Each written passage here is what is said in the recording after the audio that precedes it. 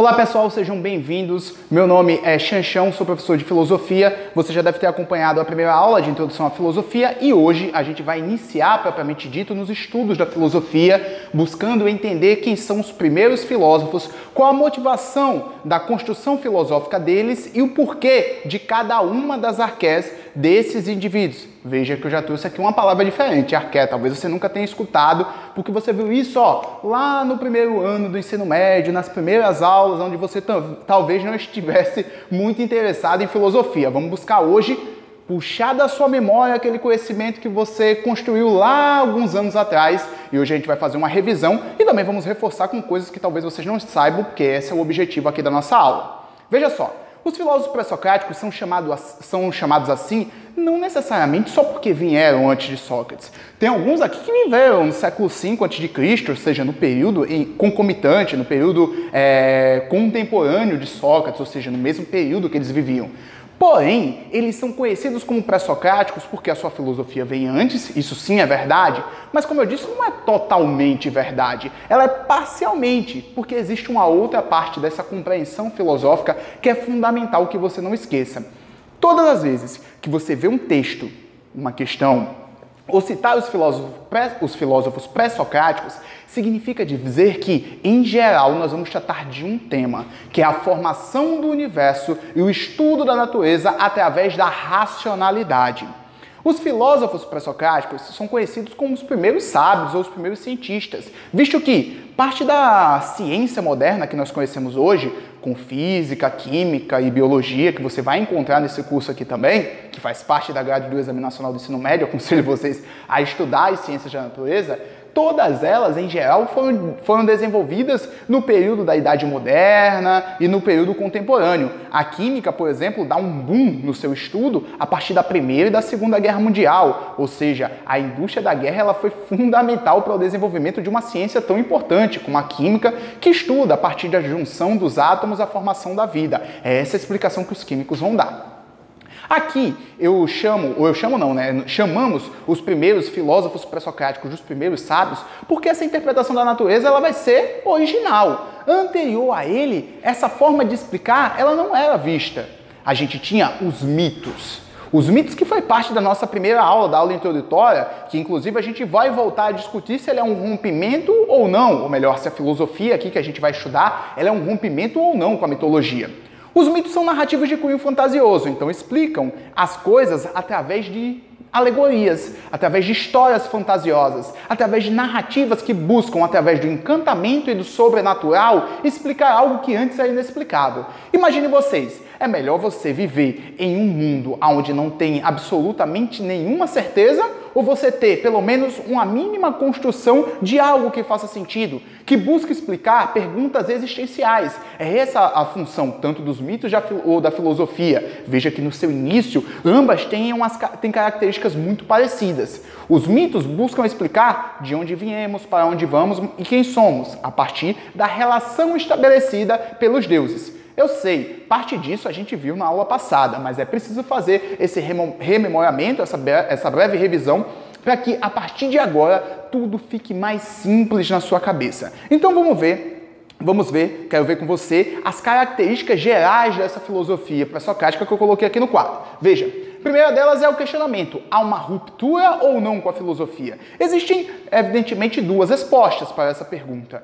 Nenhuma aula de filosofia, nenhuma aula de sociologia, ela é unilateral, ou seja, ela tem apenas uma única explicação. A forma como eu explico aqui é a partir do acúmulo que eu tive de leituras e esse acúmulo, evidentemente, expressa uma opinião. Por que eu estou falando isso? Vale a pena lembrar que esses rapazes aqui, os principais filósofos pré-socráticos, eles não deixaram quase nada escrito.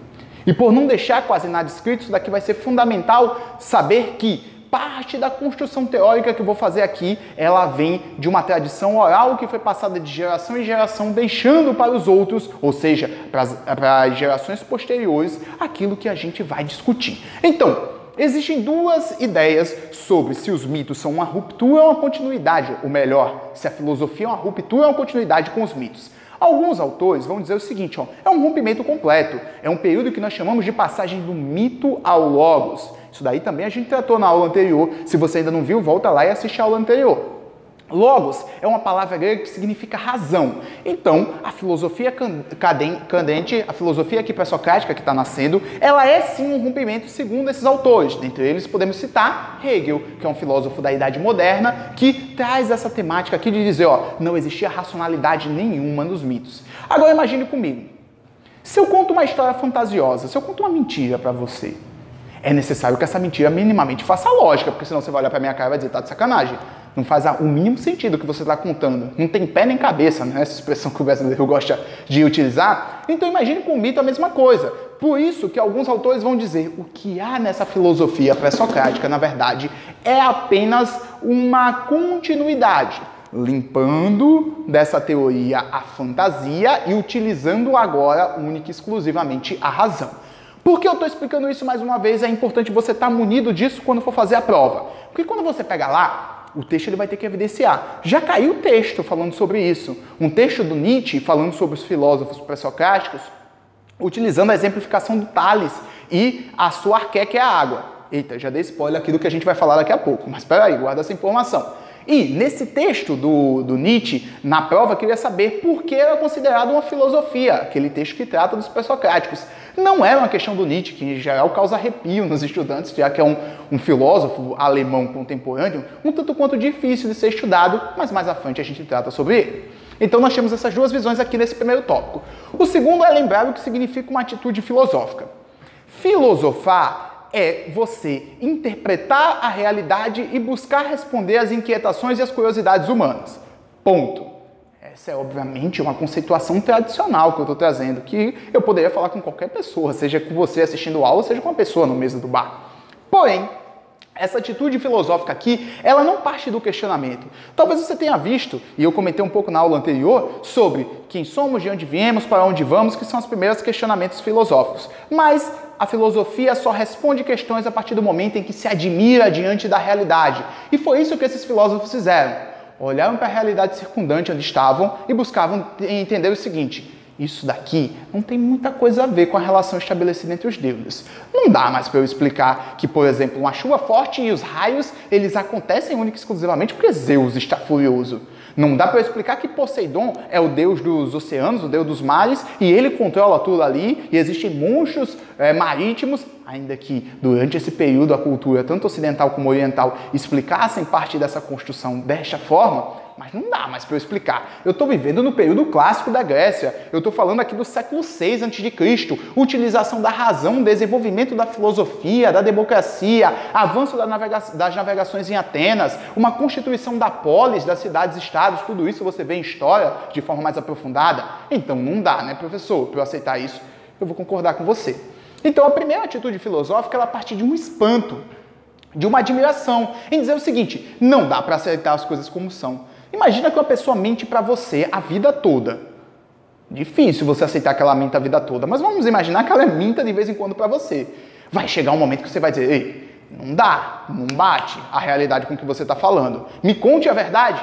Imagina que esse salto, essa clareza, ela começou a existir aí com os filósofos pré-socráticos, buscando através da admiração, do espanto, diante daquilo que estava vendo e diante daquilo que era dito para eles, e não aceitar mais a realidade tal qual é, não aceitar mais a imposição do senso comum, não aceitar mais a imposição dos mitos. Agora vamos explicar através da razão. E razão o que é? Razão é pensamento crítico, ou seja, você refletir sobre a realidade que você está, beleza?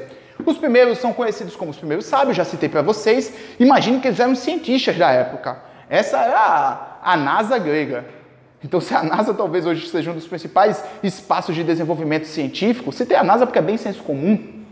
Talvez você conheça várias coisas sobre a NASA aí. Os primeiros sábios eram esses rapazes. Então, eu vou pedir para você um favor.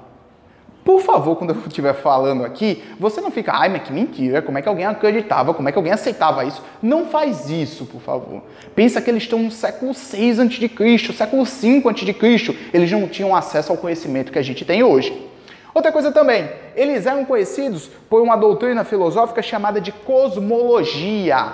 Cosmos vem de universo, logia é uma palavra grega que vem do sufixo estudo, então eles estudavam a formação do universo. Então veja, eles buscavam conhecimento sobre a formação do universo através de alguns elementos. E aqui eu vou pedir uma coisa para vocês que se os meus professores da universidade vissem eu falando isso, iam brigar comigo com certeza. Tenta decorar a partir daqui tudo que eu vou falar, porque é assim que vai cair no vestibular para você. Então veja, eu quero que você lembre desses dois conceitos. O primeiro que é o conceito de physis. O que significa physis? Physis significa natureza. Você estuda algumas ciências naturais, eu já citei aqui nessa aula, mas você estuda uma em especial, que na minha cabeça não entra. Então, no primeiro ano, algumas coisas da parte de dinâmica, que é aquele negócio de bloquinho. Até onde vai o meu conhecimento sobre a física? A física, ela é uma ciência da natureza. Então, busque entender o seguinte, a physis é uma palavra grega que significa natureza. Então, os primeiros filósofos pré-socráticos podem vir na sua prova o seguinte, dizendo, eles são filósofos fisicistas ou naturalistas. Não vai causar um espanto em você.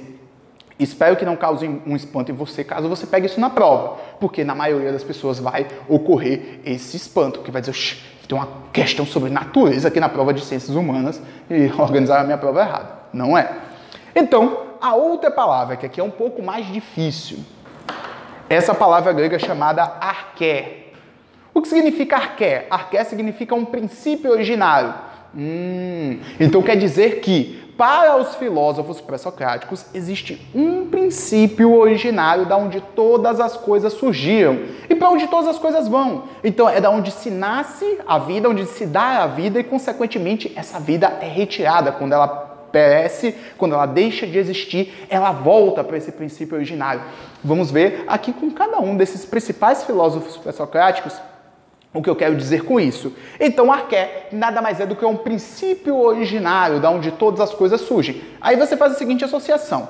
Arché é um princípio originário, eles estudam a natureza, então esse princípio originário vai ser um ou alguns elementos da natureza, não é isso? Exatamente. Ou então algum elemento que busca explicar a formação desse cosmos, a formação dessa natureza. Exatamente, entendeu isso? O resto é só mamão com açúcar. Aqui estão os principais filósofos gregos. Esse é o time aqui da NASA que eu comentei com vocês.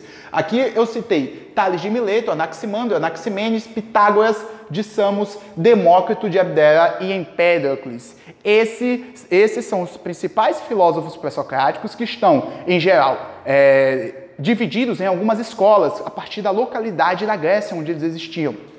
Então tem os jônicos, tem os eleáticos, tem aqui a escola itálica ou pitagórica, a escola da pluralidade, todas elas estão aqui refletidas nesses principais autores, que eu particularmente digo o seguinte, saber qual a escola filosófica que esses caras são não ajuda em absolutamente nada você a responder as questões do Exame Nacional do Ensino Médio ou de qualquer vestibular que você venha pegar, porque não cai mais questão, isso daí caía na década de 90, eu não era nem vivo.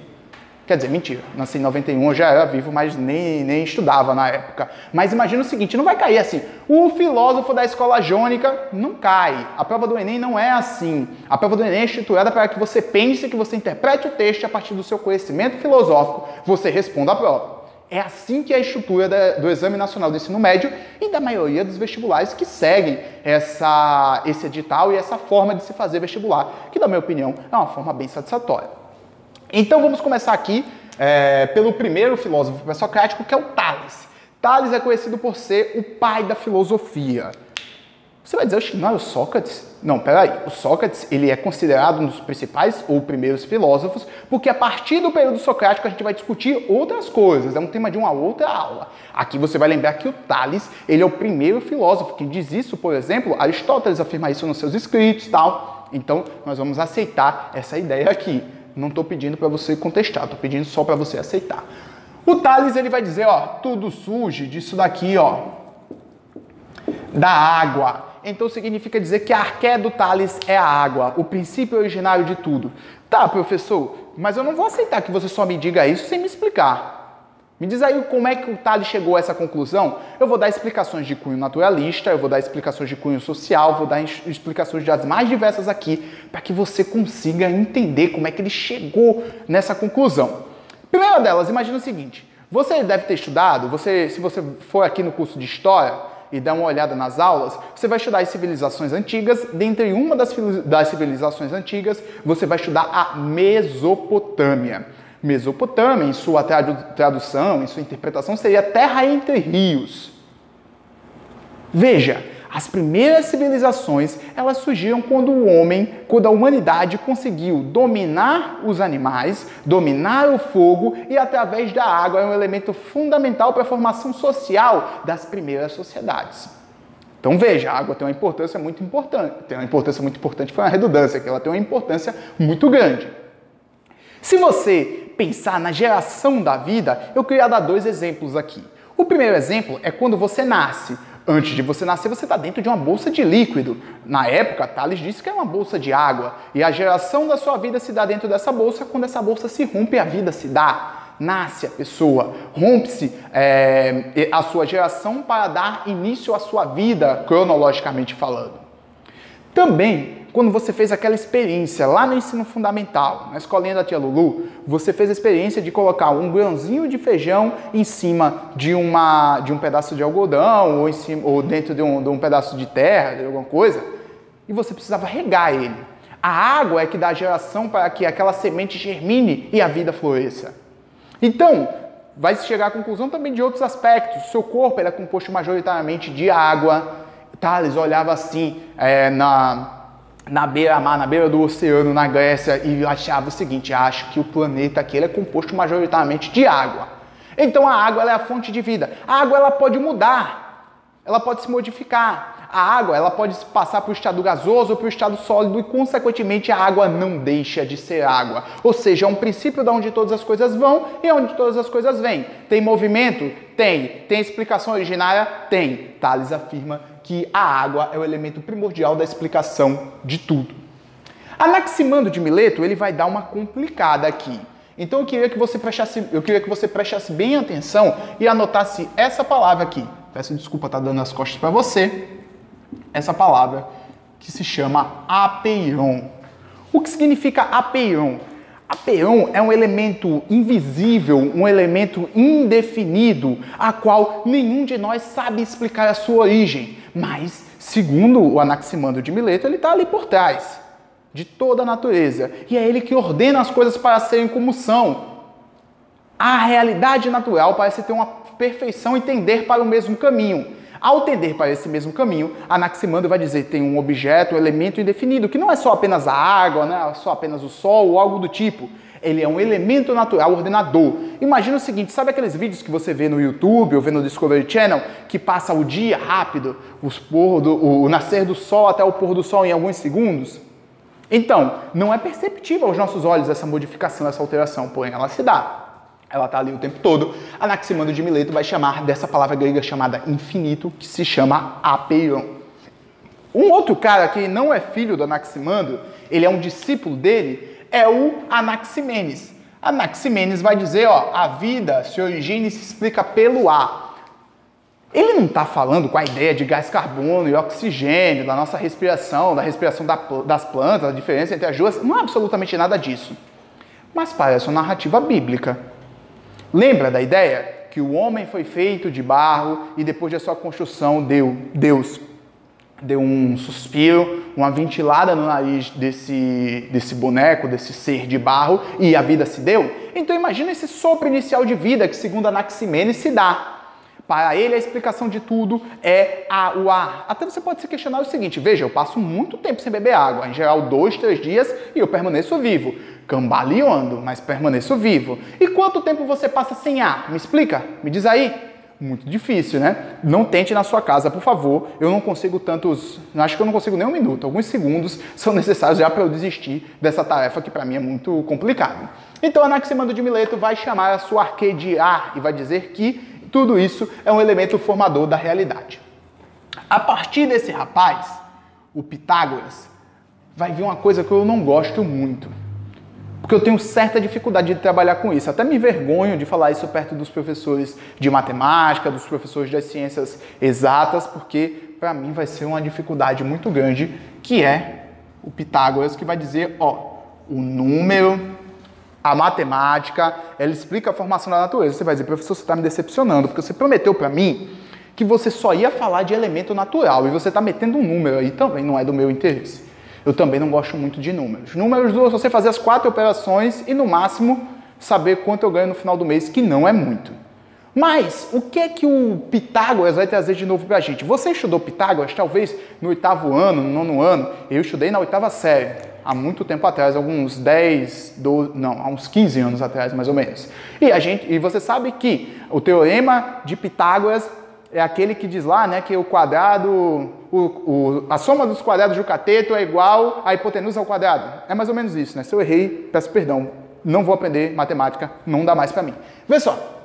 O Pitágoras ele vai dizer, a realidade ela pode ser quantificada, ela pode ser traduzida por expressões matemáticas. Eu estou aqui gravando, né, numa sala que ela é um retângulo. Eu não sei absolutamente nada de matemática, mas eu sei que essa sala ela tem uma quantidade X de metros quadrados que é encontrado a partir da fórmula da área do retângulo, que eu não vou me arriscar, pesquisar aí no Google, dar uma olhada. Eu sei que você sabe, eu não sei e não vou aprender. O que eu quero dizer é que a realidade ela pode ser quantificada pelos números, ela pode ser interpretada pela realidade, pela matemática. Pitágoras e depois outros filósofos, inclusive, que vão ter uma importância muito grande, como Platão, como o próprio René Descartes, como Galileu Galilei, vão dizer algo que a natureza é como se fosse uma espécie de um poema.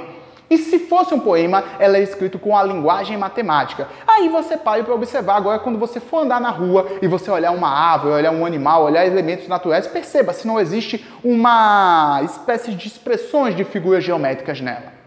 Correto? Então Pitágoras vai explicar a realidade através dos números. Nós temos um outro aqui, ó, o Demócrito. O Demócrito de Abdera, ele vai ser conhecido por ser um filósofo atomista. Logo, a sua arqué é o átomo. Ou que a gente conhece na filosofia de átomo indivisível, infinito, indestrutível. Aqui não é a mesma ideia de átomo necessariamente que você tem na química, certo? Ainda que diversos professores de química iniciam os estudos sobre essa ciência através da explicação desse rapaz aqui, do Demócrito de Abdera. Porém, ele vai iniciar os nossos estudos filosóficos com um entendimento que vai ser muito importante para a gente da filosofia. Ele vai ser o primeiro a dizer o seguinte, existe um vazio. Não a ideia de vazio existencial que alguns outros filósofos na modernidade, na idade contemporânea, vão trabalhar, como por exemplo o próprio Nietzsche, como por exemplo o Albert Camus, o Jean-Paul Sartre, não é nada disso. O que eu quero dizer é que o Demócrito vai dizer que o universo é como se fosse uma gigantesca esfera completamente vazia, sem nada. E a partir do preenchimento dos átomos e o choque dos átomos é que se deu a vida e que gerou todas as coisas. Então, essas partículas se chocam, formam a realidade e a partir do momento em que esse determinado ser ou determinado objeto deixa de existir, consequentemente, ela volta a ser átomo. Veja presente a ideia de movimento, veja presente mais uma vez um princípio originário sendo explicado de forma racional. Empédocles, ele é conhecido por ser um filósofo da pluralidade. Então ele vai dizer o seguinte, ó, a realidade não é formada a partir de um único elemento natural, é da junção de vários outros, a partir da junção dos 4 elementos básicos, o ar, a água, o fogo e a terra. Beleza? Então esse é o Empédocles, conhecido como filósofo da pluralidade, cai muito pouco no vestibular. Você lembra que a junção desses 4 elementos primordiais é o que dá a realidade, é o que forma, é a arqué dele, a junção desses elementos naturais. Aí você vai dizer, filé, entendi tudo. Eu vou dizer, graças a Deus, ainda bem que você entendeu. Porém,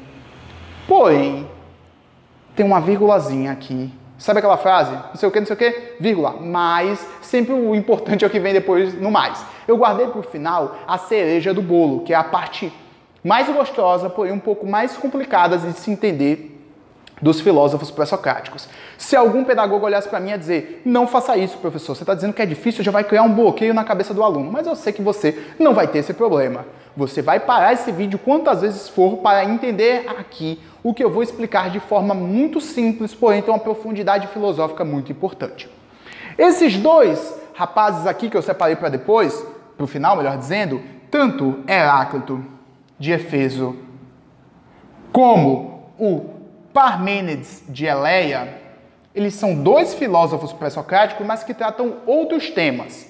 Aqui você vai ver discussões, eu vou pedir licença para vocês para poder bagunçar um pouquinho o quadro. A gente vai ter discussões, eu vou puxar uma seta, mas são os 2 que abrem essas discussões, certo? De cunho ontológico ou ontologia. O que é a ontologia? Ontologia é um ramo da filosofia que estuda a formação do ser. Beleza? Então, soube disso, limpou o seu meio de campo. Nós vamos estudar a formação do ser a partir daqui. Heráclito, vamos do mais simples para o mais difícil, porque não é que o Parmênides seja difícil em si, mas ele tem uma ideia que foge um pouco da nossa realidade. Heráclito ele vai dizer o seguinte: ninguém toma banho 2 vezes no mesmo rio, porque nem o rio corrente é o mesmo e nem você é o mesmo. Ou seja, a realidade está em constante mudança, em constante transformação. Não se espante se na sua prova do vestibular vier uma questão sobre Heráclito, ou um pré-socrático em si, mas em geral sobre Heráclito, e aquela música do Lulu Santos, nada do que foi será, de novo do jeito que já foi um dia, tudo passa, tudo sempre passará, a vida vem em ondas como o mar, no indo e vindo infinito, ou seja, um eterno fluxo, uma eterna mudança. Heráclito vai dizer, tudo muda, menos a mudança. Ou seja, a mudança é elemento presente em toda a realidade. Certo? Então Heráclito ele vai dizer, a guerra é a mãe de todos os seres. A guerra, o conflito, é o pai de todos os seres. Imaginemos uma guerra. Uma guerra é a junção de 2 polos. Um polo A, um lado B, eles se conflituam. A guerra seria a realidade, sendo a junção desses 2 polos. Vamos pensar o ser? Eu não sou o mesmo que vou vir a ser. Por quê? Ninguém toma banho 2 vezes no mesmo rio, eterna mudança. Então aquilo que eu vou vir a ser é diferente daquilo que eu fui. Porém, aquilo que eu fui no passado com aquilo que eu vou vir a ser no futuro é o que forma o que eu sou hoje. Isso se chama de dialética. Então existe um princípio de dialética, de confronto de ideias no pensamento heraclitiano. Tranquilo? Eterna mudança, eterna transformação. O vir a ser com aquilo que foi. A mudança é a fonte originária do ser. Pega essa ideia e vire do avesso. Você tem Parmênides. Parmênides de Eleia, ele vai trazer uma ideia pra gente o seguinte. Em geral, quando eu falo isso, eu me sinto um pouco ridículo. Porque quando a sala tá cheia de gente, e eu espero que não seja a sua reação onde você esteja assistindo esse vídeo estudando, o pessoal olha pra minha cara e diz, é óbvio. Olha o que Parmênides vai dizer. O ser é ou não é? Porque aquilo que é e aquilo que não é, não é. Você vai dizer, tá me sacaneando, eu paguei um curso aí, tem aula de filosofia com um professor que está fazendo charlatanice. Não, calma aí. O que o Parmênides quer dizer é que só existe um ser de cada. O ser, ele é imóvel e imutável. Ele é indestrutível. Ele não se modifica. Os sentidos, eles são apenas uma ilusão. Então essa mudança que a gente vê de o rio passando, de ninguém tomando banho 2 vezes no mesmo rio, de uma eterna modificação, na verdade, está errado. Isso não se explica racionalmente. Respira fundo e acompanha comigo o seguinte. Veja, olha o que eu vou dizer para você. Só existe um ser de cada, segundo Parmênides, porque o ser ele é uno. Só existe um de cada, correto? Então imagine um ser chamado A e um outro ser chamado B. A é o ser. Se A é o ser, consequentemente, todas as outras coisas não são. Por quê? Porque o ser ele é único, ele é imutável, ele não passa de algo para outra coisa. Então, o A, ele é o ser, consequentemente, B, C, D, E não são. Porque para que os outros não sejam, apenas um pode ser, que é A. Você vai dizer, mas professor, o que isso significa dizer? É uma filosofia da linguagem construída por Parmênides para poder separar, chamada de princípio da identidade. Esse princípio da identidade é o que forma a identidade de cada ser. O ser é ou não é. Os sentidos lhe enganam. Muitas vezes você acha que aquilo que você vê é de fato, mas ele é apenas a aparência das coisas, porque ele mostra esse princípio de modificação que, na verdade, não é. Questão de vestibular, questão do Enem. Heráclito e Parmênides caiu uma vez um texto dos dois e perguntava o seguinte, quais discussões que faziam? A resposta era discussões de cunho ontológico. Mais de 70% dos candidatos do Enem erraram essa questão. Então, presta muita atenção, volta esse vídeo, faz exercício sobre esse tema, porque vai ser importante. Questões de pré-socráticos têm caído muito no Exame Nacional do Ensino Médio e nos vestibulares por aí. E espero que essa aula tenha ficado clara e tenha te ajudado. Hoje vimos os pré-socráticos. Tema importantíssimo para o Exame Nacional do Ensino Médio, importantíssimo para que você abra a sua cabeça para tudo aquilo que vai vir no restante do curso de filosofia.